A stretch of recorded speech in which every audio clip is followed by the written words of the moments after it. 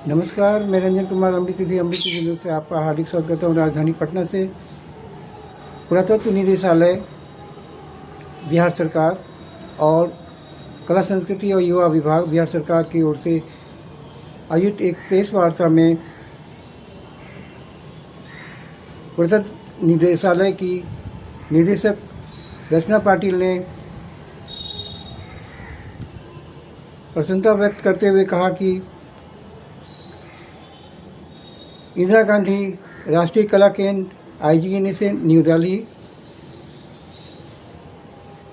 एवं academy for archaeological heritage research and training AAHRT Vidisha Madhya Pradesh के बीच जो दीर्घकालिक समझौता ज्ञापन माननीय मंत्री कला संस्कृति युवा विभाग मोतीलाल जी की उपस्थिति में किया गया, इस पर हम सभी प्रसन्नता व्यक्त करते हैं। साथ ही साथ इससे बिहार में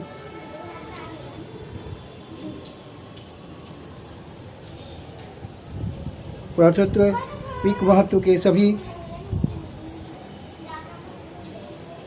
कलाकृतियों का संरक्षण, परिरक्षण एवं पुरातत्विक महत्व के सभी छात्रों शोधार्थियों के साथ साथ इनकी महत्ता को आसपास तक पहुंचाने के उद्देश्य से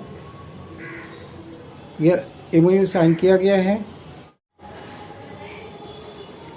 इस अवसर पर कला संस्कृति एवं युवा विभाग के प्रणव कुमार सचिव, रचना पाटिल निदेशक पुरातत्व निदेशालय, AAHRT से डॉक्टर SB ओटा, सचिव डॉक्टर निहारिका श्रीवास्तव, साथ ही IGNA से डॉक्टर ऋचा नेगी विभागाध्यक्ष आदि उद्देश्य विभाग तथा डॉक्टर दिलीप कुमार संत सहायक प्राध्यापक उपस्थित रहे। इस अवसर पर रचना पाटिल निदेशक पुरातत्व निदेशालय ने बताया कि आप सभी कला मित्र प्राचीन कलाकृतियों एवं मूर्तियों की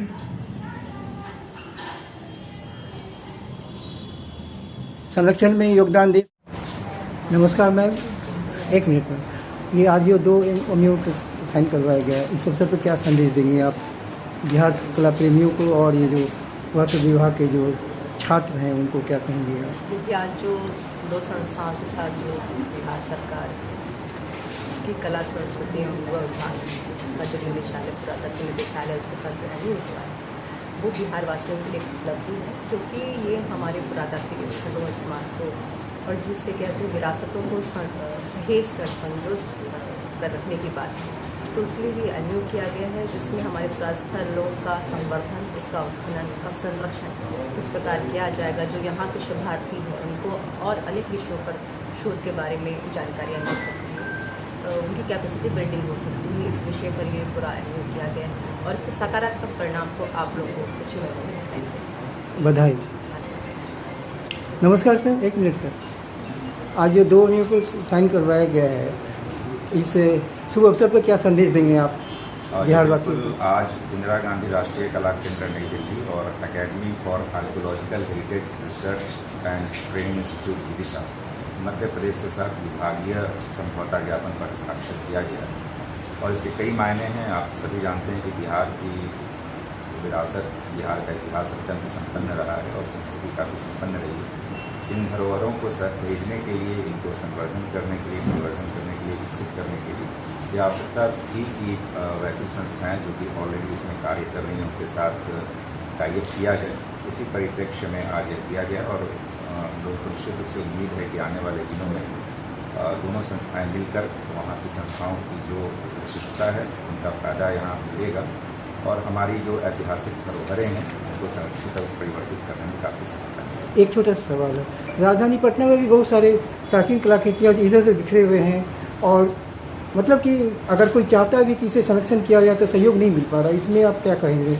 कलाकृतियाँ और प्राचीन जो मौर्यकालीन मूर्तियाँ हैं वो भी बिखरी हुई हैं, उसका संरक्षण कैसे होगा? अगर कोई चाहे कि उसको उसका संरक्षण मिले या बिहार म्यूजियम में स्थान मिले तो इसके लिए क्या करना पड़ेगा? देखिए, कला के चतुर्दिक विकास के लिए लगातार विभाग और सरकार कटिबद्ध है और ऐसी सभी चीज़ों को हम लोग सहेजने संवारने का प्रयास कर रहे हैं।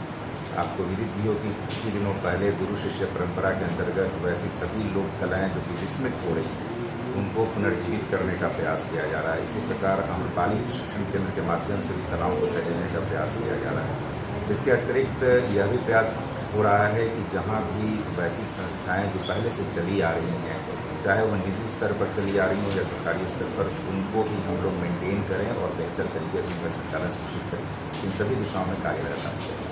नहीं, मेरा कहना है कि बहुत सारी जो मौर्यकालीन और भी कलाकृतियाँ हैं, जैसे मूर्तियाँ हैं या कलाकृतियाँ हैं, वो बिखरे पड़े हुए हैं, उसका संरक्षण नहीं हो पा रहा है। और जो ये है क्या कहते हैं, कलाकृतियों का जो स्मगलिंग करते हैं, तस्करी करते हैं, तो ऐसा अगर होता है तो उन कलाकृतियों को कैसे बचाया जाए? मैं आपकी बात बिल्कुल समझ गया। इसमें दो तरह की चीज़ें होती हैं। एक तो म्यूज़ियम का लगातार हम लोग विकास कर रहे हैं। अभी सहरसा में, पूर्णिया में, बेतिया में, नवादा में नए म्यूज़ियम्स बनाने की प्रक्रिया चल रही है। और ऐसी कलाकृतियाँ जो कि विभिन्न क्षेत्रों में है, अभी आपको बताऊँ कि लखीसराय में नया म्यूज़ियम उद्घाटन किया गया और उस क्षेत्र की सभी कलाकृतियों को वहाँ संरक्षित किया गया है। इसके अतिरिक्त भी निजी तौर पर यदि किन्हीं के पास कलाकृति है तो वो भी हम लोग उनसे संपर्क कर सकते हैं या हम भी उनसे संपर्क करके उन कलाकृतियों को जो कि संरक्षण और प्रदर्शन के योग्य होंगी उनको हम लोग रखेंगे। और मैं बताऊं कि जो हमारे यहाँ पटना म्यूज़ियम या बिहार म्यूज़ियम है, तो जो प्रदर्शन हो रहा है वो तो है ही है, उसके अतिरिक्त स्टॉक में भी काफ़ी है जिसको बराबर हम लोग रिप्लेस और आगे लाते रहते हैं। तो आप लोगों से भी यह अपील है कि यदि किसी तरह की कलाकृतियों की जानकारी क्षेत्र में मिले तो बताने की आवश्यकता है, क्योंकि लगातार उत्खनन के समय या अदरवाइज खेत में कभी कभी ऐसी चीज़ें मिल जाती हैं तो उनको संरक्षण करने की प्रक्रिया और नियमावली बनी हुई है और सरकार और विभाग निश्चित रूप से उस पर कार्रवाई करेगा। तो thanks for watching. Ranjan Kumar, Amrit news, Patna, Bihar. जय हिंद, जय भारत, वंदे मातरम।